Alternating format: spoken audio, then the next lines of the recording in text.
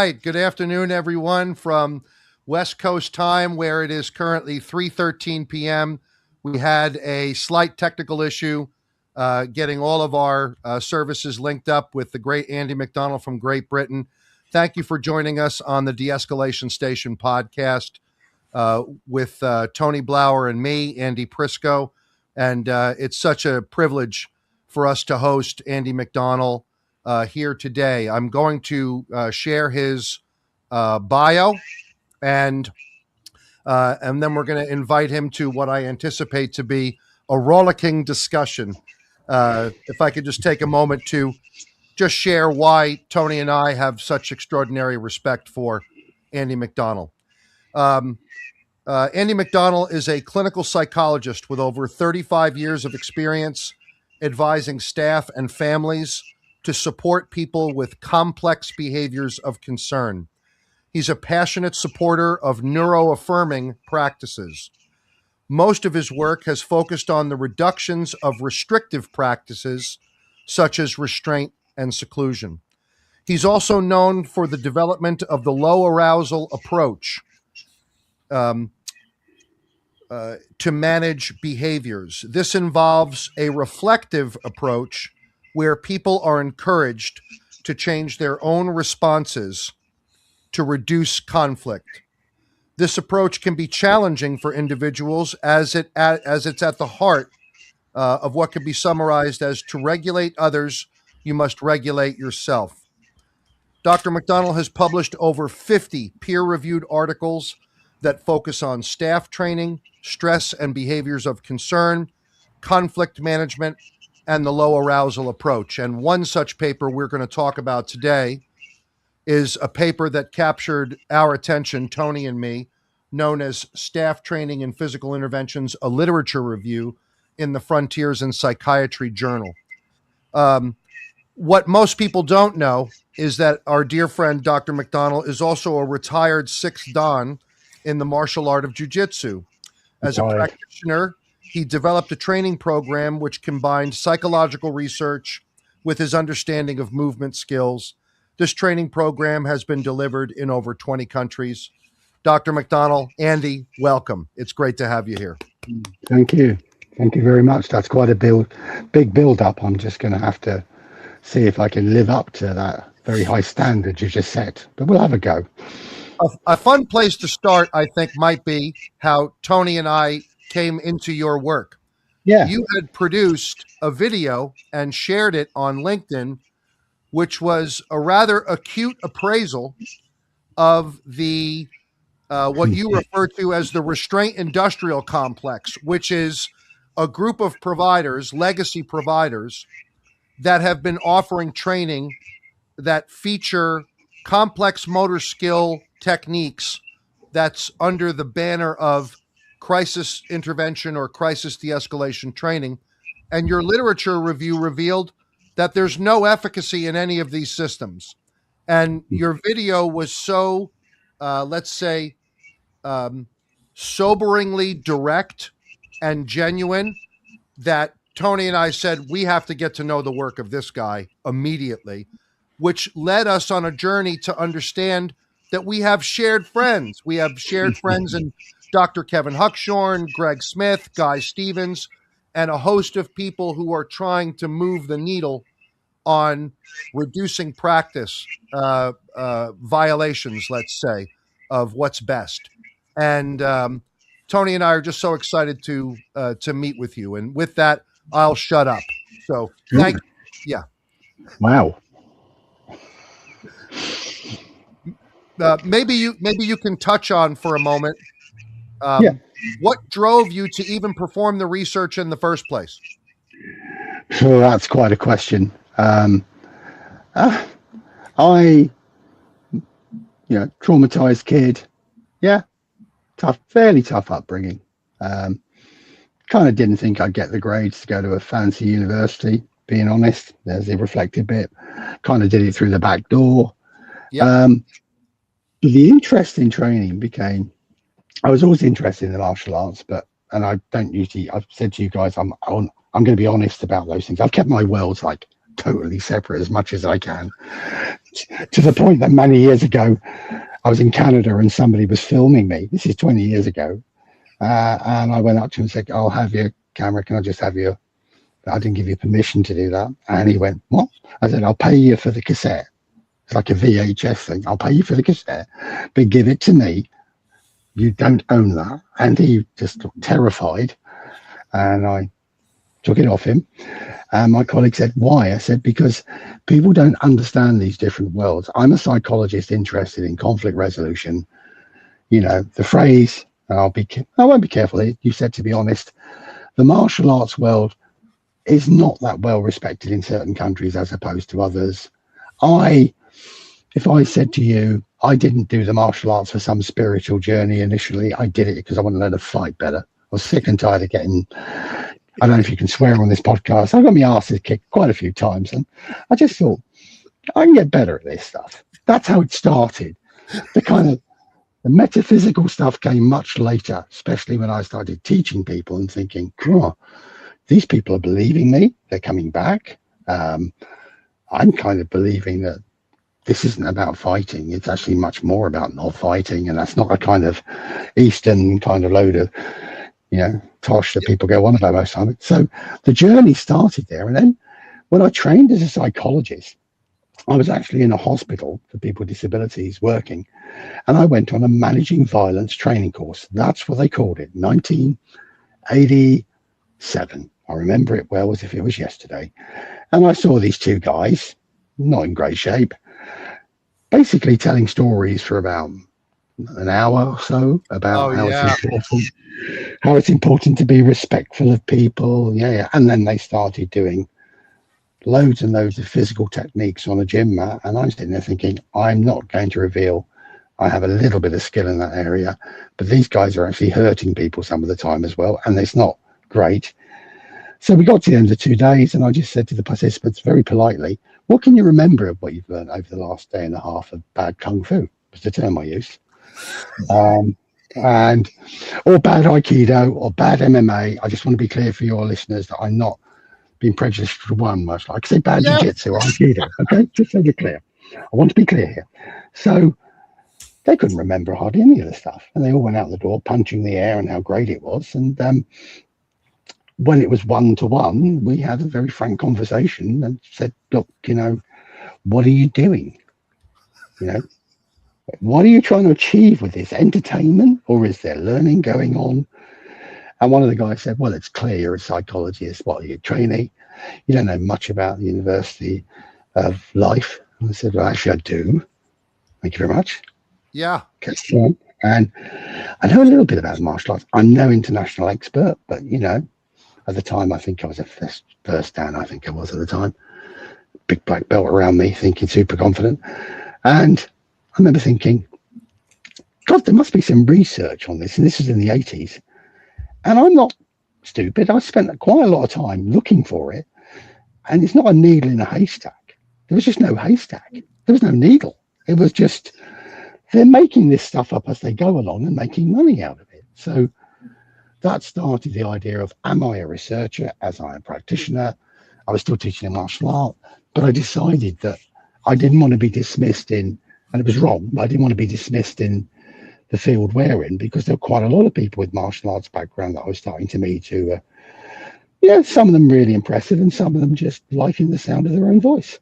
Yes. And you'd sit in meetings and you get told about the ultimate technique. My absolute favorite was somebody told me, all movements can be copyrighted. I said, yeah, guy dancer Diaghilev and Nijinsky started that. And he looked at me and went, yeah, that's actually, you didn't invent that. What you're trying to use is a way of transcribing motion and movement.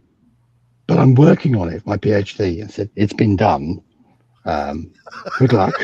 And then another guy on another training course dragged me to one side to show me the ultimate technique, and all I could say to him for Tony's benefit was he grabbed hold of my wrist and I said, you need to let go of me right now because I haven't given you permission to do that.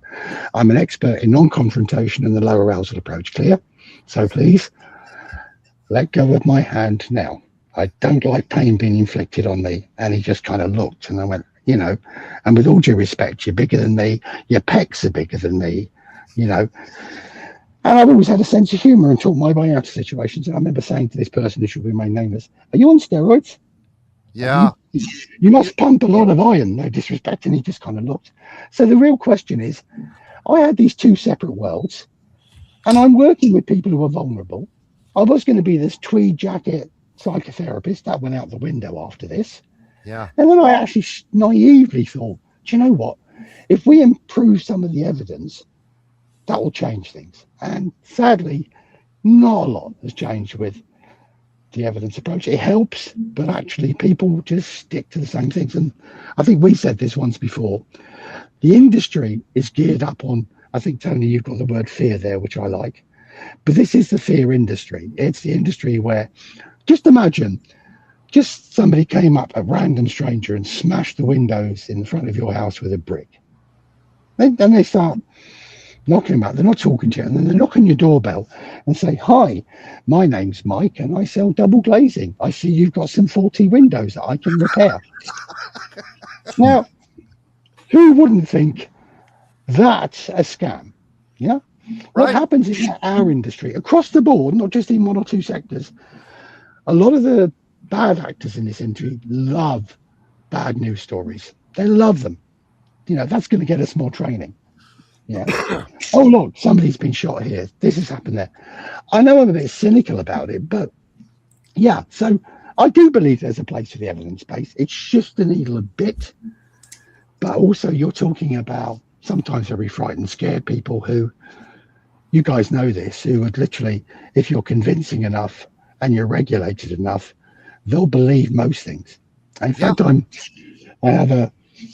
I've been thinking long and hard about what I'd be willing to say tonight, and it's pretty much anything. You know, look, I'm getting You're in the right place. You're in the right place.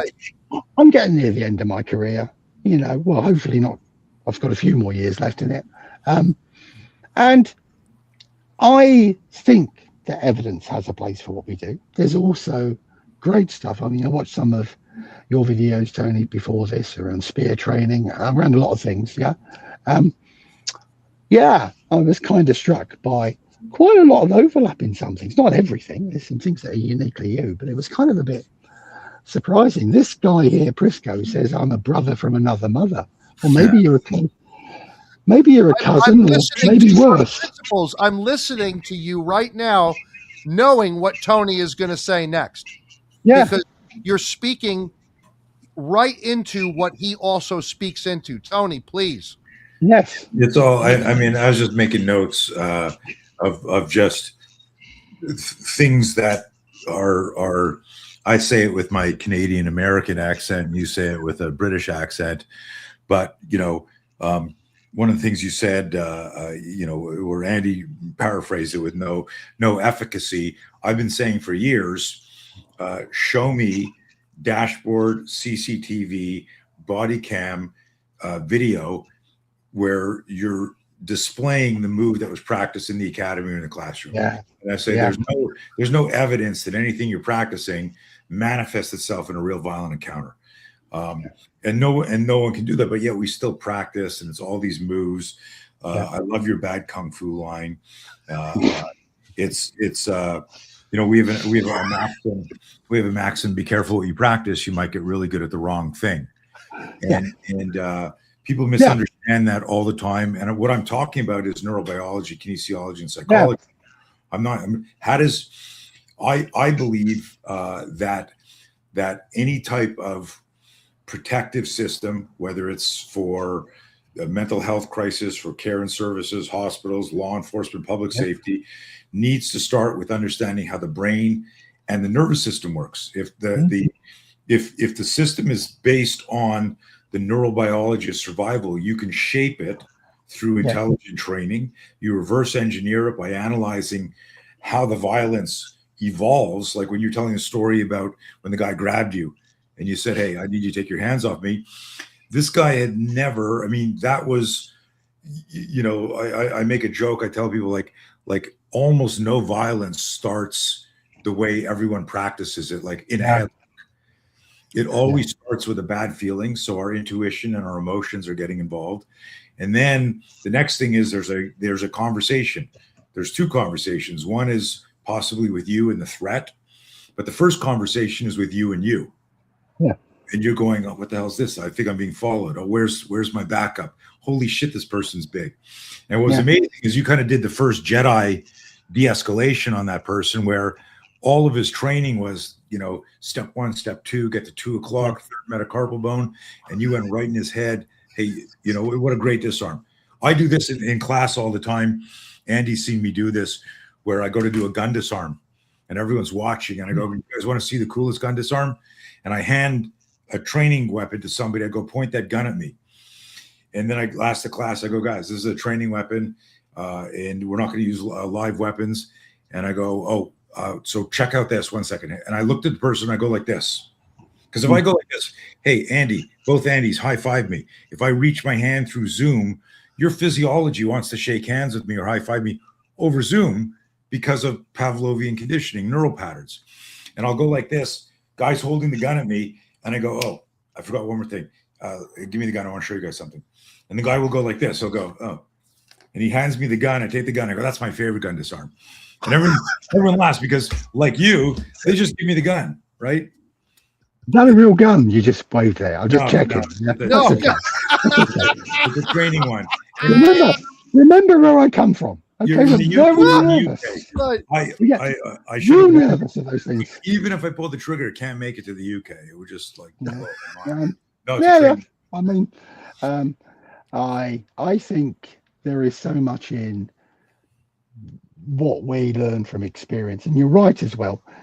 You can teach many useful things. I'm not saying you can't, and there are lots of things that help me with my martial arts training.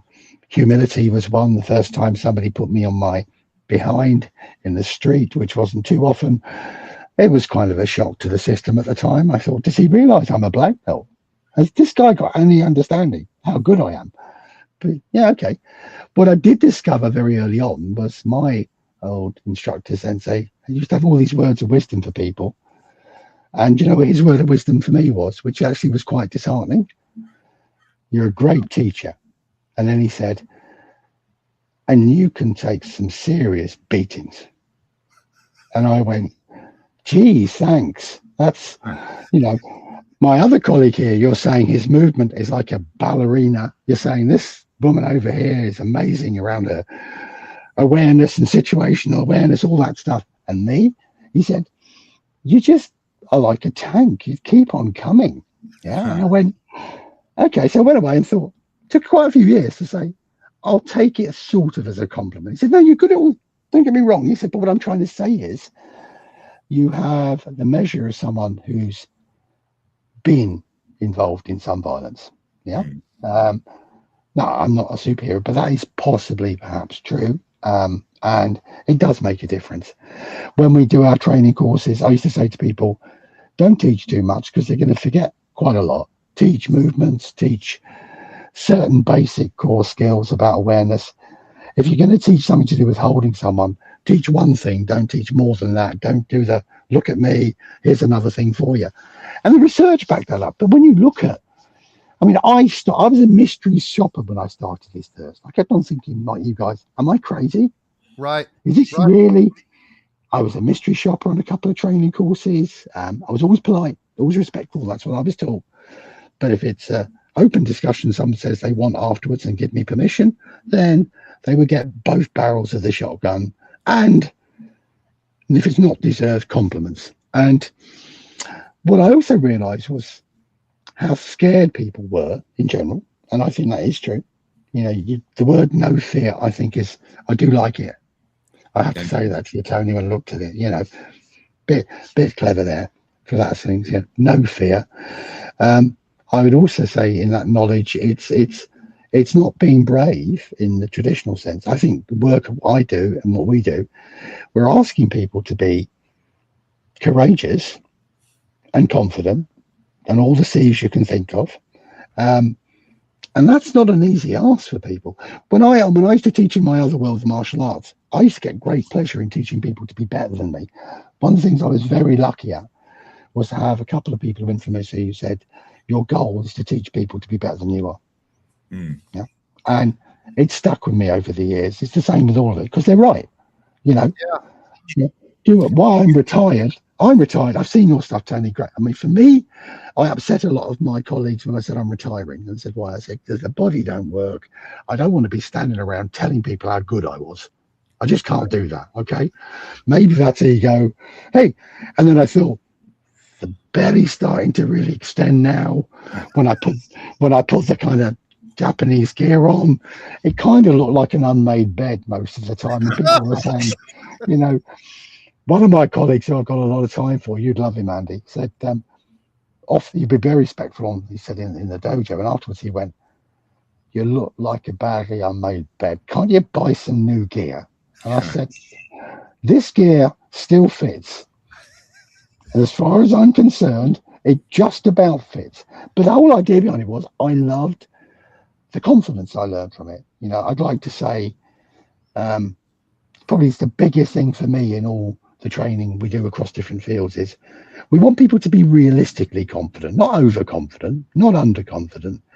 As Goldilocks and the Three Bears would say, just right, the middle bed, just really in balance. Andy, So, maybe you'd be willing to flesh that out a little more because yeah, you're in my experience of the low arousal approach, where we share so many very, very similar principles in engaging people who are at high arousal. yeah. Maybe you can talk about how your martial arts experience informed why you even entitled it the low arousal approach. Yeah, okay. I'll try not to be as wordy. Two ways to look at that. When I graduated, I'm one of these people who was surprised that I did as well as I did. And I don't mean that in a humble way. I mean, it was I was a school refuser for 3 years for lots of reasons. Yeah. Yeah.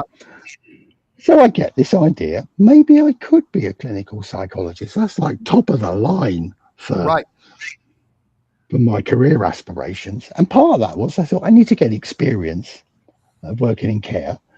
And the first place I worked in was this specialist, very North American style place, day service with lots of M&Ms and lots of beyond Pavlov. There's some of the things that they did there I thought were great to start with. Until about halfway through, I thought, no, we're not training apes here. There's something, we're going a bit too far with these things. And then what happened was I probably was more uncomfortable working there than anything that had happened to me before in terms of violence. You know, I had a woman with autism who absolutely melted down in front of my eyes. Then she grabbed my hair, she grabbed all over me, she bit me, she scratched me.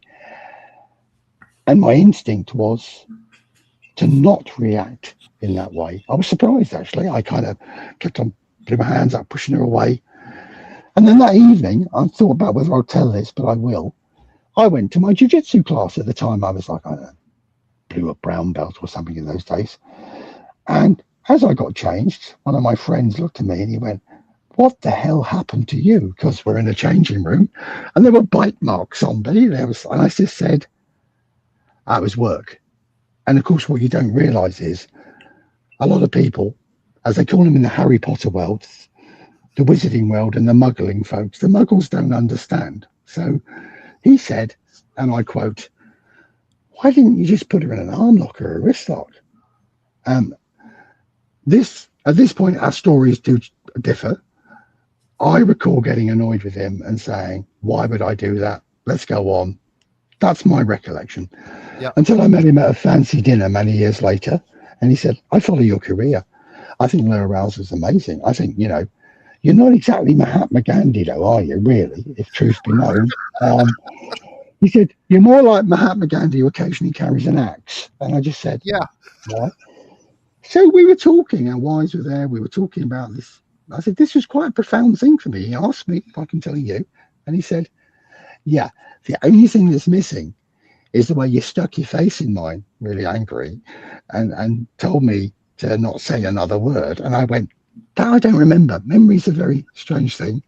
And he said, but I can see why that helped. Because then I went back there thinking, actually, I'm right. I've got nothing to prove here. My ego's not there. I need to learn how to work with this kind of explosivity. Yeah. Yes. Clearly, this person doesn't care that I'm a movement skills expert. She doesn't care that I'm this future clinical psychologist. She's just melting down, right? Because she's upset. And I'm in the wrong place at the wrong time. And that's where it started. And when we went to the training and then on to low arousal, we started trying to do some training that was different. I remember a hospital director who's now passed away, so I can say it, said, tell that young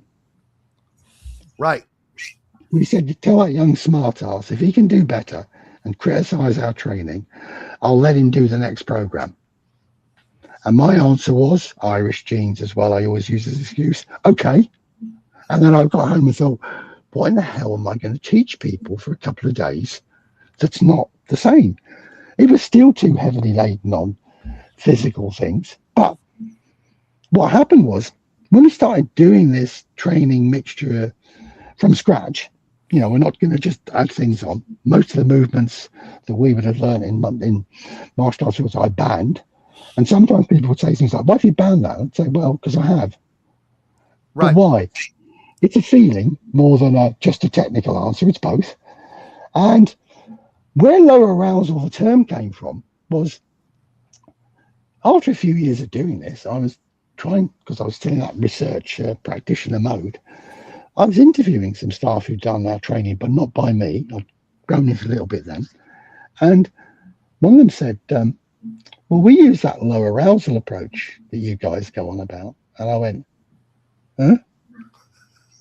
And this guy said, well, you use the term, Andy, when I did my seminar with you. And I went, huh? Rang up my colleague and said, did you use that? I said, no, you use that term all the time. You talk about arousal regulation. And I thought, actually, I'm really bad at these things normally, but that makes sense. So literally, quickly, we said, okay, we're going to talk about arousal. And honestly, guys, I got lucky because the neuroscience came after that, really, properly. Right. The justifications and rationales came way after that. I mean, now we talk about arousal regulation, co-regulation. It's all our language, right? To regulate someone else, you need to regulate yourself. At the time, it was much more about, there was too much violence going on in the care environments for my liking that was being trained to people. Yeah. Now, Andy, was this in the NHS environment you were working in? Originally, yeah. And then it broadened to, I'd go to other environments and think, God, this is all the same. And then as a clinical psychologist, I decided I told you I was going to be a therapist. I was going to do, I was going to wear a tree jacket. I was going to do all the fantasy things. And then I kind of realized that the people with disabilities, autism that I was working with don't have a great life. And maybe I was sitting doing anxiety management with someone, can't say where, doing well, cognitive behavior therapy, scoring great brownie points, brownies in the States too, scoring great little points on, doing well with it. And then I realized I'm not enjoying this. I'm helping someone who's neurotic, who's got quite a well-paid job to help their anxiety. And that's good if you want to do that, but it's not for me. And I kind of thought, you know what? I want to do something with this training, all that element and crisis management. I'm going to work as a practitioner. I got an honorary academic job for a couple of days a week, work back in the trenches, for want of a better word. And yeah, the low arousal thing, I just kind of think for once that it just felt right to say it. That was about, first time I used the term in an academic article was 1994. Using it regularly was about 1990. But I wasn't aware of it until 1992 because I was just throwing stuff out to people saying, you have to stay calm in these responses. You're working with people who are scared, frightened. They're just as scared of you as you are them. Like Tony's point when you said, I shouldn't tell you. First time I taught a serious martial arts class on my own, everyone has the same feeling. I used to teach people this. You will feel like an imposter is what I tell them.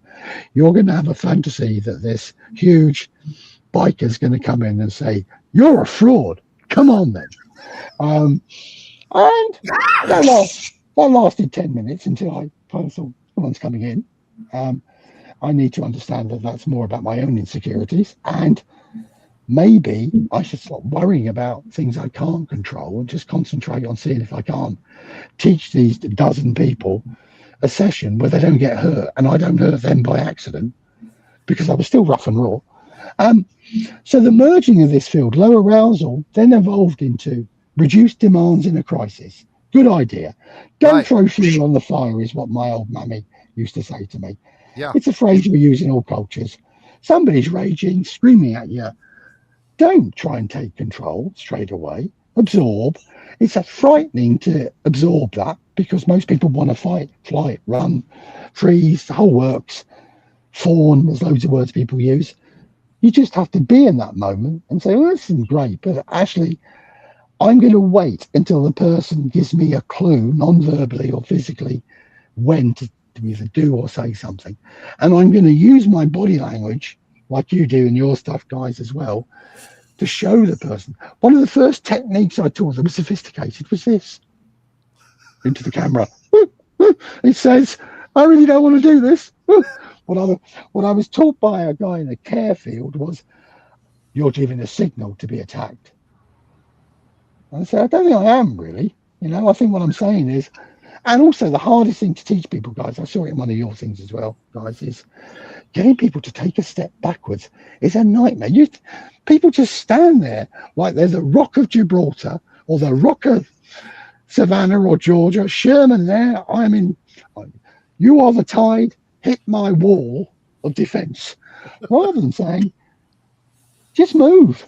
Yeah, and your ego is not going to be damaged by taking a few steps back from someone who's going to be claustrophobic, hypervigilant. Yeah. Any move you make is going to be threatening. Tony, I'm hearing you in everything that Andy is talking, and I'm loving the opportunity to witness how people arrive at conclusions on their own through experience.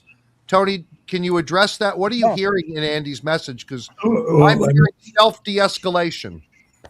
Yeah, this, we talk about the timeline of escalation and timeline of violence. You got D1, detect and avoid, D2, defuse and de-escalate, and then D3, if push comes to shove, protect yourself, defend yourself, the third D. And I always tell people that the verbal part of all of that is external and internal. You're talking to somebody else through body language, through tone, through words you choose, but also you're talking to yourself first. What should I be saying now? And one of the things, again, I got just a couple of notes from what you're saying here, but the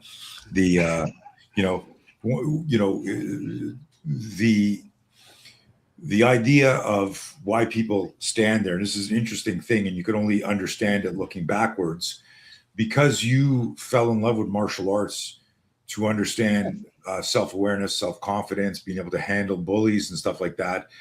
You had an unconscious bias in a positive way when you went into the crisis management field.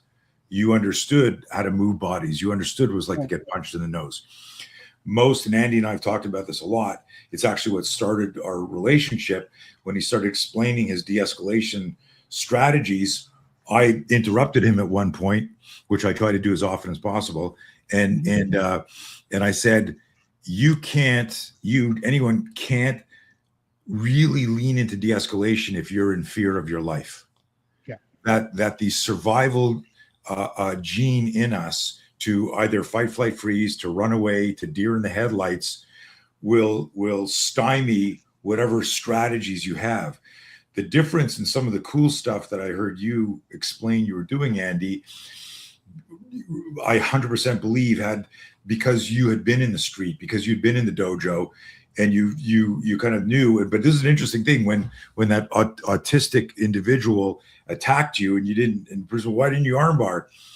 I talk about the difference between consensual violence and sudden violence. Yeah. And when there's sudden violence, executive function is hijacked. When executive function is hijacked, your cognitive brain is bypassed, and now spinal level reflexes. Oh shit! Like your demo was the baseline of the SPEAR system, spontaneous protection, enabling accelerated response. I pushed this individual away.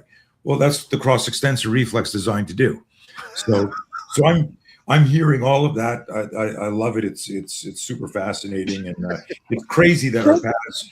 Because I've been teaching in the UK for over 20 years. Every constabulary, armed response, Royal Guard, and I can't believe we've never crossed paths. I have because I keep away from that. I have a good friend who's a retired cop. Okay, over here. I'm trying to use North American language, Andy. I got it. I appreciate it. Force it, all that stuff. Okay, but as a friend of mine said once, have you never been killed? You're a wind-up merchant as well. And I went, because I'm good at de-escalation, but to be good at de-escalation, you need to understand the whole escalation process. I got to interrupt. You got to interrupt this because you know the famous line: "The pen is mightier than the sword." Right? Oh yeah. So I added another part to that: the pen is mightier than the sword. Only if you have a sword, know how to use it, and are willing to use it. Like if you know, so that was you, like reverse engineering de-escalation. You're going, I got a sword, I will use it, but I don't need to. I think with a lot of this stuff, and it's interesting. The reason why I tried to keep the world separate is because I'd seen so many people kind of play on their martial arts experience, or do the opposite. Oh, I had violence once. A man shouted at me in a shop, and it was awful. And I had to go and have another middle class cup of coffee to kind of get over it. There's a lack of authenticity, and I want to make sure people hear. I'm not saying I say, "Hey, I'm the toughest guy." But I think the realization for me was martial arts wise. I chose a particular path for a reason. I love jiu-jitsu. I mean, we did some very crazy stuff that would all be banned now, and it would be. And in fact, when I got very senior in my own organisation, I'm probably going to get in trouble for this. I banned quite a lot of stuff, with one of our senior colleagues saying, "How in the hell can you do that with a straight face? You're one of the worst culprits." I went, I said, "Yes, but I've learned, and we've got insurance, and we need to think about these things more carefully now." But what it also meant was, I didn't realize how confident I really was and comfortable in my own body until I practiced the martial arts for quite a few years. But what I wanted to do was blind people with pseudoscience in the training world, in care or develop. And actually, somebody said to me a few years ago, "You need to start just being you and being you, not this. I'm a psychologist now. Now I'm a retired martial artist, or this," because it taught me so much. It actually taught me a lot about self-control. I mean, I'm not saying I'm perfect now. I mean, we could be doing this call and one of us tomorrow gets told that, Professor McDonnell trying to bite someone, because some cop said something to him. I mean, it's possible. My teeth are a bit loose now, so it's a bit of a problem. But when you're looking at my friend who's a cop, he's the first person who mentions fear. Must have been 10 years ago. He'd actually been on one of your training courses, very Brit, yeah? Mm-hmm. And at the time, I remember thinking, okay, I had this thing. I work in care, right? I work with the vulnerable. This is probably a bit too fancy. This is my rationalization. And I got asked years ago, do I say this? He's going to kill me. I'm going to say it. Why don't you ever teach police forces and people like that? And I went, it's not my experiential base. And I don't teach the forces of darkness, is what I said at the time. To which I then realized, oh, I've just said something that I was thinking, and that's come out wrong. And I said it to some cops. And one of them went, "You do realize?" I said, "The real answer is this. I think there'd be some things I could teach you and there's things you could teach me, but I'm becoming very sector specific in my head.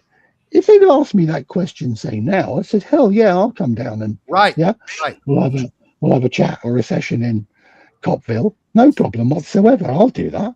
Yeah, because it was much more to do with some insecurities, and also I was just totally focused on the vulnerable, that end. And I'd see for the viewers again. I mean, the classic cliche, a lot of my friends are in that kind of industry. I'm kind of realizing that the overlaps with what we do are more important than the differences. Oh my gosh, I couldn't agree more. And I'm wondering, when you engage in low arousal approach training today, it's very prescriptive. I mean, you have core ideas, but you're very prescriptive in what low arousal looks like, particularly when people who live with autistic experience are the subject of the conversation. And I think one of the things I enjoyed you validating in one of our recent discussions is that, you know, people associate the low arousal approach with autistic experience. But the fact of the matter is that that's not the requirement. It's the low arousal approach, period. You know, it just happens to be associated with people who Yeah. live on the spectrum, but that's not a Absolutely. requirement. I've adapted the kind of concept ourselves in experiments, mental health fields, working with young people, different sectors. And you're right. And somebody said recently, you invented the low arousal approach. I said, nah, lots of people have invented that over the generations. That's right. It's just a name for it. Okay. And I suppose back to the cop analogy, because I don't mean to be disparaging. I remember doing some training for some cops. He said he never did. Well, a couple of times, but not too often. And one of these guys said to me, I said, let's do everyday experience. And he didn't know what my background was fully. They said, some psychologist is going to talk to you about de-escalation. And one of these guys turned around and he said, give me an example that really scared you in the workplace. Yeah. And I was waiting for, armed response unit turned up. Yeah. All the basic stuff. And this sergeant with 20 years experience said, there was a kid with something. I don't know if it was autism or something. Yeah. And he was naked, climbing into this woman's garden, and he said he just didn't respond to any of the natural things that I was using at all. Right. And I went, and that was scary. He said, how it was scary? He said, I didn't know, this isn't a response I kind of prepared my brain for. I said, what did you do? He said, well, actually, I just said, we're going to have to leave him for a bit to this woman, lock your door. I'm going to stay out here with him. And he said, I said, what did you do then? He said, well, the first thing I did was I held up a blanket. And he just looked at me. I said, how long did you spend outside? He said, about an hour.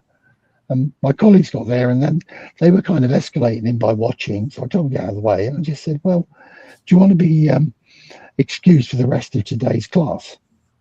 Because that is what we're about. And he said, give me a guy with a weapon charging at me any day. He said, I can over that. Yeah. And said, don't give me that, because I'm thinking,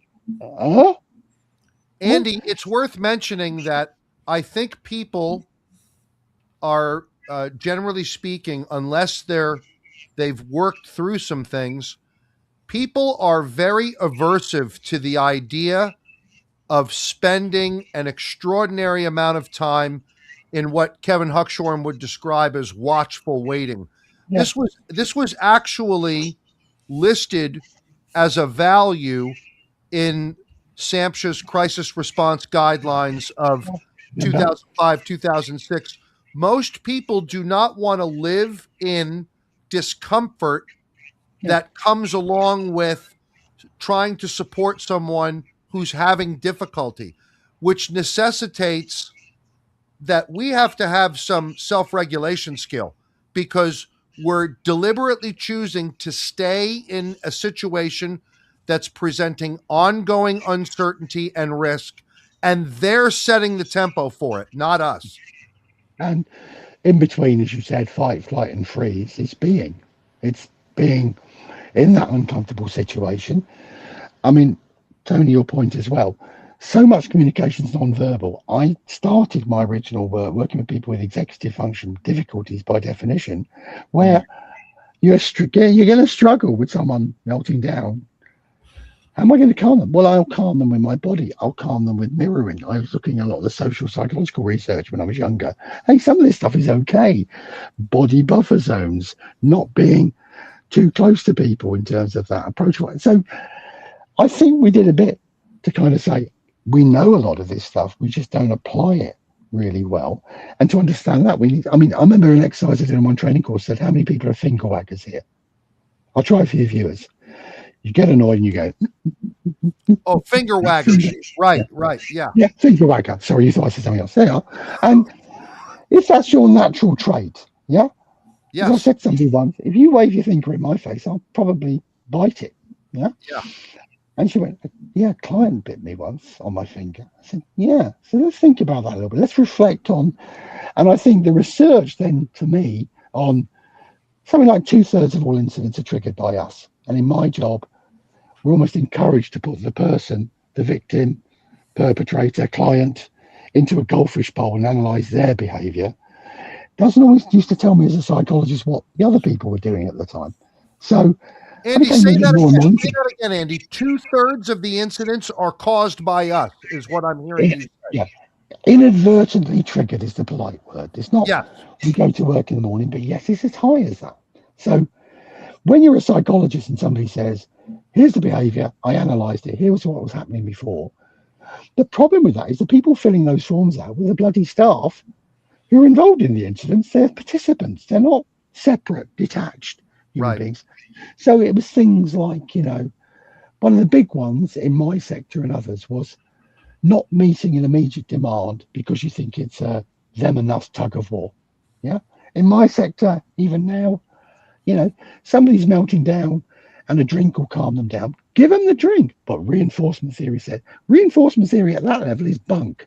Right? Right. Yes. It's okay in the general theory, but when someone's melting down, they ain't thinking about that. They're thinking about survival. So I remember in one place around Arousal, we relaxed a lot of the rules. 2/3 of the staff. Thank God. We misdiagnose that as instrumental all the time. And that has nothing to do with what the person is presenting. It's our discomfort, emotional arousal, bitterness.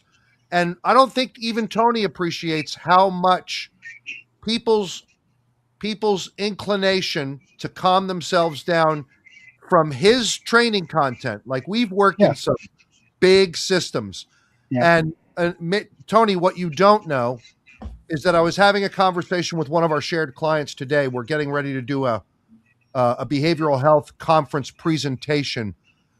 What they're going to show in terms of what Spear Care has impacted in terms of a reduction in EAP referrals for ongoing services, in other words, wellness issues, a reduction in human resources type complaints. All of this is tied into the capacity that your content gives to someone so they become more willing to be around someone who's dysregulated or presenting demands. I'd love to inject something there that I think is so it's a misunderstood thing around fear, managing fear. And I always talk about, the people who manage their fear are the ones who manage the fight or to fight. Yeah. And fight meaning to get in there, to lean in. And it could be physical self-defense. It could be emotional, psychological self-defense. But if you don't manage the fear, then what you're doing is you're allowing your relationship with fear, which is almost always pejorative. It's always a negative thing. Nobody ever, the joke I always make is nobody has a couple of good days and then says, I hope something catastrophic happens today so I can practice being resilient. It's nobody likes the feeling of butterflies or sweaty palms or short breath. So I tell people, and this is where the whole no fear came from, is that when we decide we're going to get to know our fear, we improve our self-awareness. When we improve our self-awareness, we improve our critical thinking. When we improve critical thinking and self-awareness, we enhance situational awareness. Part of the program, and one of the most powerful lines, Andy, you've heard me say this 1,000 times, you can't be brave if you're not afraid. The primary ingredient of courage is fear. And when somebody hears that, and we tell people, look, there's no reason why you shouldn't feel emotionally dysregulated if you're near some sort of verbal or physical danger. But you've decided to do no harm and be part of this community. What you was missing is you had all of this, whether it's de-escalation or medical or restraint or whatever, but no one ever taught you, the practitioner, how the human operating system works when it comes time to be near danger. So we start from a spinal level reflex and we work out through the emotional psychological system. And I think what happens, Andy, there, and you've seen it.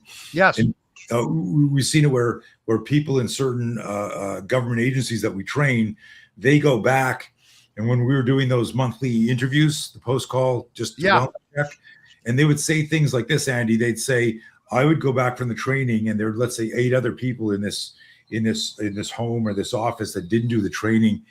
And that individual could see how dysregulated they were, and how, to your point about 2/3 unintentionally escalates.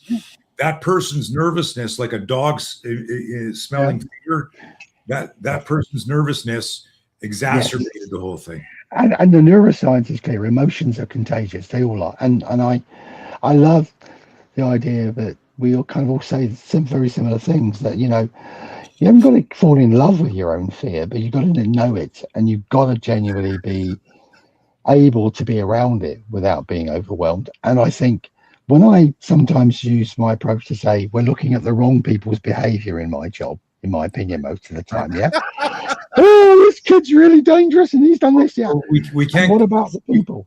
We can't control theirs. We can try to inspire and influence alternate behavior, but it starts with you. And it also then starts with multiple use, which can happen on training when it goes really well. You get a group effect where other people start bouncing off each other. That guy who's been on your training and the others haven't. There's another thing about it, which is that guy might still also inspire a couple of other people to copy them. For sure. Even though they haven't been formally trained. And I would agree with that. I would think I've seen real training effects. I've also seen non-effects. I've had groups of people that I've refused to teach very rarely in my career, saying I wouldn't give a baby a razor blade to chew. I think we need to be very careful about the whole culture of, I went to a hospital once for people with disabilities, and it was almost run like a prison. And I had to remind people, you're not in a prison. Do you understand this? And I got told by someone I was rude. I said, this isn't rude. This is just the beginning of today. Because if you think this is rude, I think I'll be very dysregulated by the end of today. I'll tell you that, because you don't seem to have much self-awareness about these things. And I've seen the other end. I've seen people I've said most people inadvertently trigger behaviors. We also must say the small hardcore group of people who take pleasure out of triggering people's behaviors. These are people who shouldn't be in any job in human services. That's right. Or in the police force or any public services, but they're there. And I remember being involved in a couple of big undercover documentaries in the UK, and it's like watching a psychological experiment going wrong. There's always the person who knows better, who's usually the person who gets other staff to be dehumanizing to people. Nobody likes to say this because it's a small minority of people, but they are there. They are. And I think sometimes we know they're there. You'll do a training course and think, I don't like the vibe of this person in the corner at all. Should I have a quiet chat? Which I've done several times, not always worked. Sometimes it's, have you any idea how you're coming over? I don't want to say it in front of a group of people because my job isn't genuinely to humiliate you. But if that's the way you're coming over to me, how are you going to come over to someone who's vulnerable? A couple of times I remember doing that. I don't do it very often. And the guy said, thanks, I wasn't aware of that. Another guy just escalated and said, who are you talking to? And I said, well, I'm actually talking to you. Hey, I'm not here to do that. But if you're this easily triggered, maybe you should go home today. And I see people still who they're like walking time bombs. Yeah. And sometimes my very first job as a psychologist, I had this crazy idea on a ward for people with disabilities. There's a lot of violence. I was going to interview every staff individually. Now it's common practice. And I asked them what was the cause of violence. This was in the 80s. And then I asked them to rate. There were 8 staff. Who was the best at managing and who was the worst? Okay. And I thought I might be able to write this up for a little byproduct study, until I realized the manager of this service was rated bottom of that league table by all of his staff. Oh my gosh. And he then told me, I don't need to answer that question because I am number one. I am the best at managing things. I'm sure my staff will tell you that as well. And I was newly qualified and thought, my boss has told me, if you rustle feathers, tell me. So I had to ring him up and I said, you're going to get a phone call tomorrow and there's going to be a complaint, because I just couldn't let it go. I fed back to the guy, and actually he didn't get angry. He was actually devastated. Nobody had ever had a conversation with him. Weak ego construction around how good he was. Yeah. I wouldn't say he was fine, but he did reflect on it. And that's the whole idea of reflective practice for me, which has been known for years. And it's a thing that we all kind of share.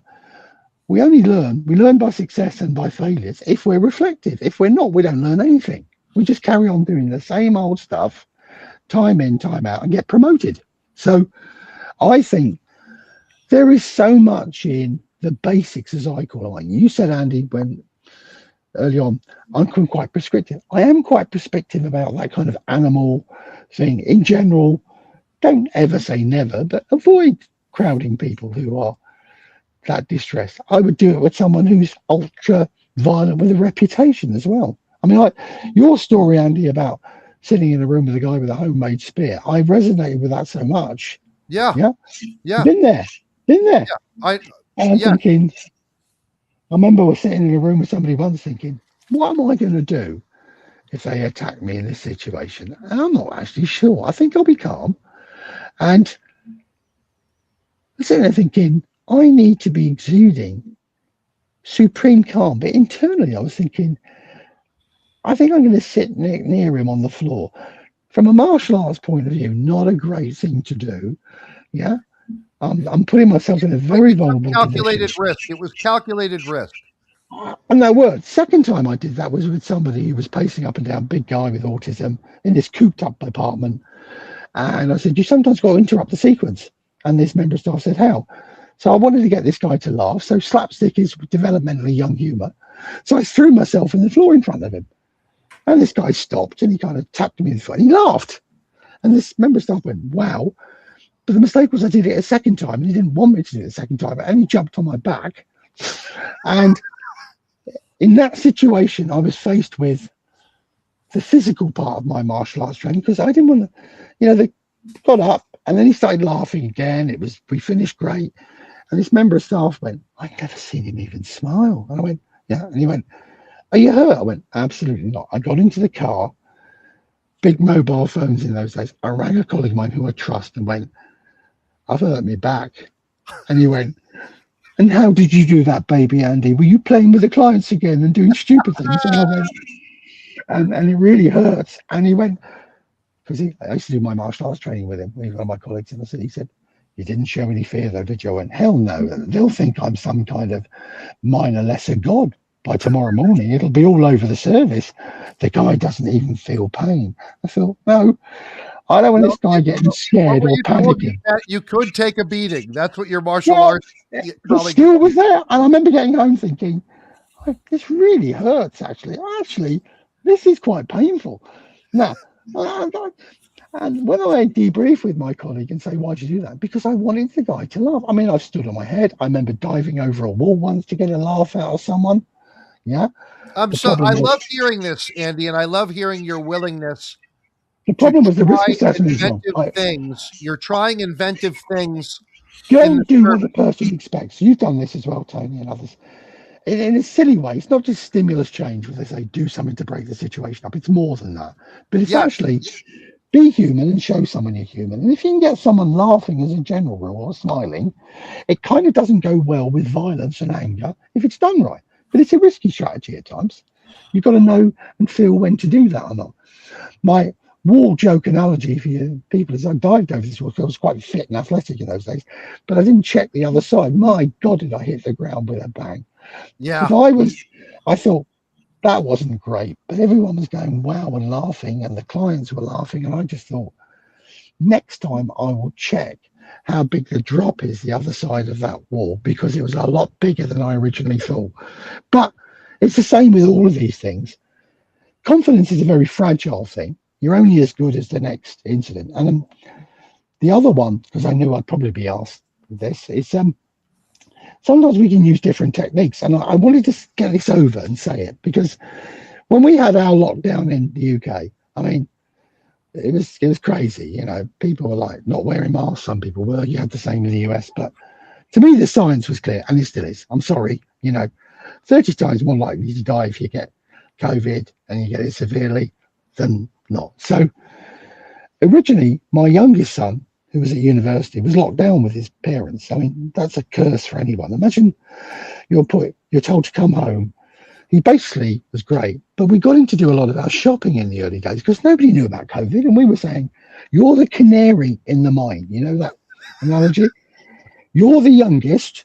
If you're going to get it, well, even my son said, you're not even joking, are you? Said, if you show symptoms, then we'll put you outside in the shed. You know, you'll be fine. Right. But we did it as a joke.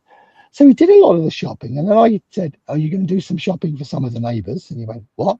I said, well, we've got to help out our neighbours. So, and he went, you put a note through everyone's door, but I'm doing their shopping. I went, only 5 of them, but it'd be fine. So what actually happened was, when he did his final exams online, which is tough, I said, my wife said, you can't expect him to do the damn shopping. I mean, she was terrified of COVID. I went, okay, I'll do it. And I was in this shop, long story, but I was crouching down with a mask on, get her some tins and stuff out, crouching down.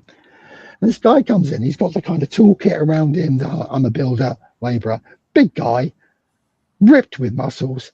And he leant over me to get something, no mask. And he looked down and he went, it's all a load of shit, this COVID, isn't it? And I thought at that moment, I can't cash the checks I used to checks anymore because I was angry. Yeah. And then thought, I need to think, not overheat. Like you say, Tony, what can I do here? And I got up, and then 2 of his friends came around the corner as well. And I thought, now they've got more numbers as well. This is great. This is great. I'm going to go on TV for this. This is what I'll be remembered for. And I said, it's not the usual, what's the British phrase, bollocks, it's not. And he went, what? And he kind of moved his body language, you know what I'm talking about. And I thought, oh no. So I thought, I know what I'm going to do. He came to me. I pulled my mask down and went, you might not be scared, but I really am. My wife, she's really ill. And, you know, you don't get it, do you? This is a serious thing for people like me. And he went, I'm sorry, I didn't really mean to upset you. I said, no, you shouldn't. You really shouldn't. Right? Just give me some space. You might have infected me. He went toddling out with his mates. I went to the checkout, and the woman at the checkout went, that was amazing. I said, if you knew what I did for a living, it's not amazing. That could have worked or could have been the dumbest thing I've ever done in my life. But I'm actually proud of it. Of all the things I've been involved in my life, I now think I use my smarts. Well, hold on, Andy. Tony, what do you call that in your choice speech pillars? Yeah. What do you call that? It's a technique for that. You call it something. There's the empathy versus sympathy element of saying things that get people to feel, as opposed to, again, the empathy, like manipulating behavior through using language that inspires empathy. Yeah. Okay. Yeah. So that's what you did there. You actually did an instrumental thing. The other thing is to be consciously aware, and you're right, to think your way out of some problems rather than just react. Oh yeah. I think the other thing is, I'm going to say this because some of your viewers might want to hear the answer. What if? Everyone always asks what if, don't they? All the time. It's what if? What if you're suspended on a cliff 1,000 foot up, the rope's on fire, there's crocodiles underneath? You're going to die. Simple as that. But this was about, somebody said to me, but what if they'd have gone for you? And I said, well, I would have used my deep, mindful martial arts powers and de-escalate the situation. And my friend said, or I'd have hit one of them with a baked bean can, which I had around the back of me at the time. Sorry to admit it. I thought, well, I'll keep this just in case. Yeah. He's got his tool bag. And I'll turn up. And I think a lot of this stuff, which is about, we've got things like mood matching in psychology. Sometimes that's misunderstood. Mood matching. Match the mood of the person. Right. Yeah. But not the other parts of emotion. And it's a great idea. It was originally suggested by an eminent psychologist called Professor Mark Ligar. He's now dead, years ago at Oxford University. But the idea is, some US people were doing it as well. It was this kind of idea of be careful about, you match what the person's saying, the mood, but without, that. And the problem with it was, it's one of the techniques. There are loads, like you said, showing empathy, sometimes showing false empathy, sometimes showing submission, which animals do in the animal kingdom all the time. Yeah. The tiger meets the dirty grey elephant. She or she doesn't go necessarily, I'm going to have you. Yeah. The point about these things is that these basic things that are in our biologies, as you said, Tony, I mean, we are hardwired in many ways to be everything to every people. In the right context, I believe anyone can be aggressive. In the right context, I think anyone can be passive, mostly. The context is everything and how we react. And I suppose what I like about a lot of this and having this conversation with you guys, we're all, I don't really use the gender thing because there's 3 males here, but we're kind of aging. I'm sure you're not, Tony. You look fitter than I am for your age. I've been looking at your videos. Kind of, I used to have a body like that. But the point is, we're all aging kind of people with some knowledge of this whole uncomfortable space around violence. And I do think there's something to be learned by these conversations, by kind of figuring out what we're doing. I think we've all done relatively okay in our fields. And this kind of conversation I'm loving, because please. I mean, the one thing you're going to have to learn is, and I think Andy's learned it, is you can say occasionally, shut up, Andy. I could talk to the Olympics. If talking was an Olympic sport, I'd have more medals than Mark. Yeah, there's never been one conversation we've had that's been less than an hour, ever. So an hour is my way of saying hello. You're just warming up. I'm looking at the time, and I just want to say a couple of key things. First, I would just like to draw attention to this academic paper from Dr. McDonnell. This was published on July 26th of 2023. It is a literature review. It's entitled Staff Training in Physical Interventions, and you can access it on Frontiers in Psychiatry. This is a paper that essentially is a comprehensive review of the literature that was available on all of the systems, or a high number of systems that are available for purchase and are deployed in systems. And we're trying to measure efficacy of these trainings. And what Dr. McDonnell, I think it's safe to say you concluded, is that there is no evidence that underpins efficacy for these things. Yeah, very little at all. And these trainings are legacy trainings. We won't name them, but they are composed of a lot of acronyms. They feature a review of mental health disorders, maybe some discussion about active listening, maybe an experience of trying to apply some unmeasured active listening skills with a role player, and then complex motor skill drills, which Tony would refer to as block-based training. When this happens, do this. When this happens, do this. And then someone checks a box for crisis de-escalation training completed, and we don't see any of those things show up in the event on the video. So I want to encourage our audience to become familiar with this paper, because this is why the 3 people that are on this call do what they do. We arrived at these conclusions before Andy, let's say, formalized them in an academic paper. And thank you so much for that contribution, Andy. You're welcome. That paper was originally drafted in 2000. And I decided there's not enough in it because it was about the care industry. But it's kind of embarrassing in a way. It is. It's terribly embarrassing.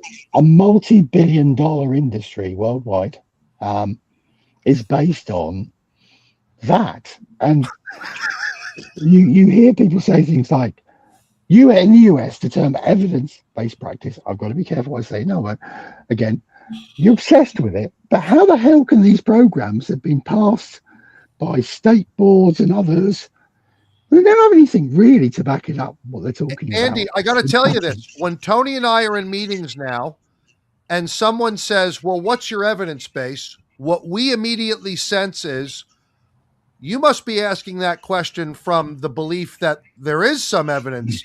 Did you see our friend's paper that there's none? Like, here's the evidence that's stating there's no evidence. So your need for us to present a double-blind study on the heading of our training organizations and measuring the efficacy of the training as if that is the standard. That's not the standard. There's no evidence. Why don't you consider what we're telling you here? Here's how we work. And that's been very effective, because otherwise people are allowed to foist these unrealistic beliefs on the unknowing. What's also really worrying, and I encourage people to read it for lots of reasons, is that if you looked at the chronology here, the timeline, there's actually less research being done than even 20 years ago. It's actually it's diminishing. It's like that. It's going down, not up. And I think, one of the best phrases I ever heard was from an English researcher years ago, and he said most training is based on a train and hope model. Sure. You do some training and you hope to God the information sticks, but you don't really want to check or evaluate it because you might be disappointed with the answer.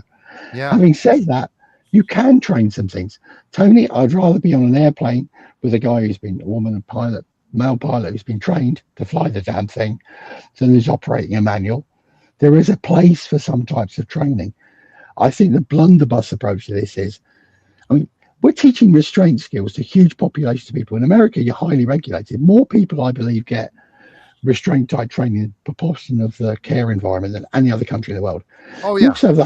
They also then have the correlation of the highest number of restraint-related deaths that are recorded in the Western world in care environments. Yep. So the two things, if you give people enough badly trained tools, they're going to use them, right?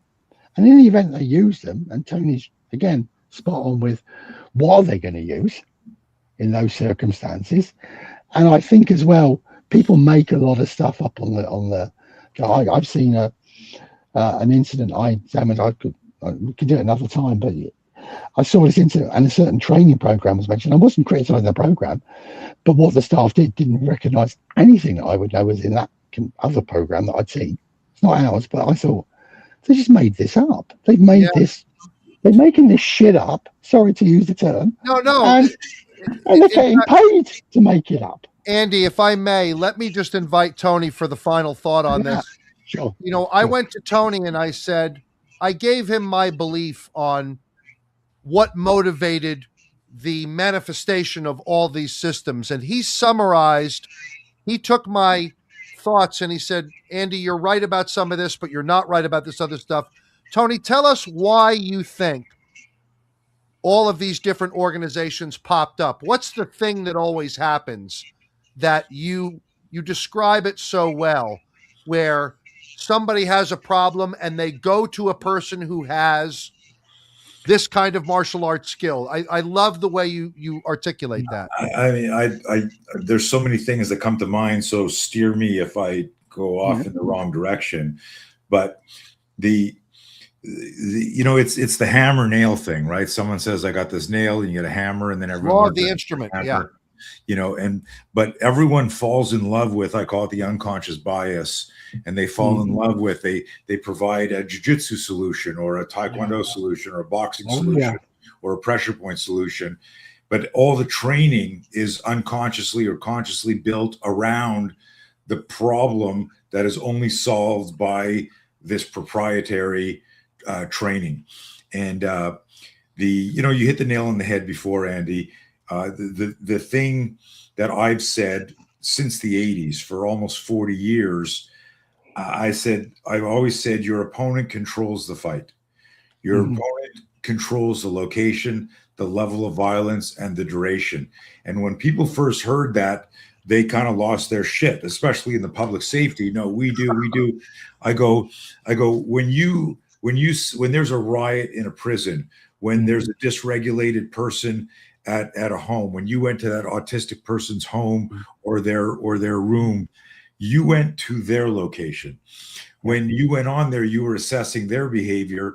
If there was dysregulation, they're throwing furniture or coming at you, like that incident you said, you had to emotionally, psychologically address and regulate yourself, which you didn't do very effectively that first time, where you got bit, you got scratched, right? When you went to the dojo after and you're getting dressed, going, and that guy there's going, what the hell happened to you?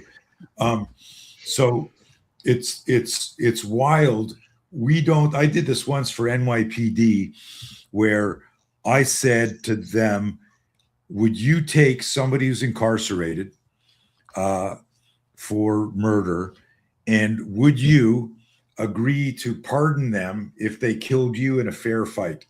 The fair fight for them. This is what I said. This is their lead DT staff. 30 master. Sorry, Tony. I don't want to interrupt, but I think I've seen this movie. But carry on. Yeah, but it's 100 movies, right? But I said to the guys, I said, you believe in your DT curriculum, yeah? Then would you agree to this? We take a person who's actually killed a person with their hands. He's in for murder. He gets pardoned and gets to start his life over if he kills one of you in a fight, but you have to fight him using your agency approved tactics. And when I said that, everyone's energy was like, holy shit. Right? They just realized, I said, but you're practicing stuff from a 1940s combatives manual from World War II with movements that nobody's ever used them. And a couple of Brits wrote with the original manual, I'll have you know. Yep. It's the same old stuff. It's the same old stuff. You're right. A lot of people don't realize, like, when defensive tactics came over, I mean, I became friends with them. These people are like mentors and inspiration. They're like 90 years old now. Yeah. But when DT, defensive tactics, first started, it was people coming back from Okinawa and the Orient from the military. Yeah. And the first DT classes, you were wearing a judo gi with your duty gear over the judo gi, doing complex motor skills. But because there was no framework, you took somebody who was a brown belt or a black belt or a blue belt who could kick your ass in a consensual fight, and you went, well, he knows this stuff, I don't, this must work. And it never has. There's I've been saying this the same stuff as you. You called it bad kung fu. I've said this for decades. I said this in SWAT magazine. I got a lot of haters out there. This is back in 1995 for SWAT magazine. I said, there is no evidence, I said. And the guy looked at me and I said, the exact line was, it's not what you believe, it's what we see. And what we see is CCTV, and it's none of the shit that you practice. Yeah. So anyways, I'll go on forever. No, you could go on. I could listen to you all day about it because it's so on the money, and it's just true. I mean, my last bit for me is I remember going on a training course where they had rubber knives. This is in a care environment years ago, and I said, "What you got these for?" And this guy said, "We're going to practice how to take a knife off someone." And I said to him, "With that?" And he went, "Yeah." I said, "Okay, I don't really want to do this, but if you do want to do it, that's got to be real. I've got a kitchen knife at home. Are you telling me that what you're going to show me, just like you would say, is going to, let's just even say 8 times out of 10, you think you could come out of this without a scratch?" And this guy looked and he went, "That's a very aggressive response. I'm trying to teach you a technique." And I went, "No, you're trying to teach me something that isn't fit for purpose." Okay. And he kind of looked, and I kind of swanned out the door thinking, maybe I am a little bit too confrontational with these people. But on the other hand, it is nonsense. I've grown to this conclusion myself as well. And you clearly have the stuff, I mean, I could listen to you.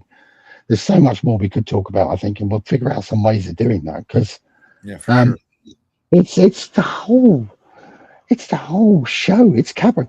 Your point you made about people teaching you stuff, don't they realize it's mostly theatre and cabaret, that stuff?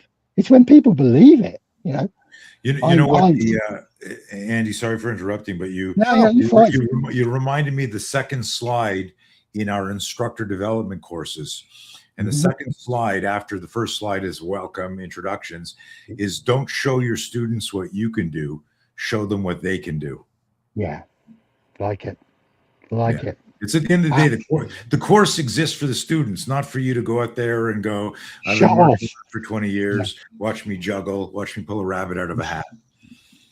Andy, thank you so much for taking this time. We know it's your GMT one, and for you to take the time to speak to our Western audience, so late in the evening there, very, very much appreciated. This will be recorded on all the platforms. So by all means, feel free to share it on your LinkedIn page, your Facebook page, whatever the case might be. This has been the great Dr. Andy McDonnell of Studio 3. Andy, what's Studio 3's website? www.studio3.org. O-R-G. Yeah. Studio3.org. You'll find all of Dr. McDonnell's training programs, his staff, which are all over Europe and other parts of the world.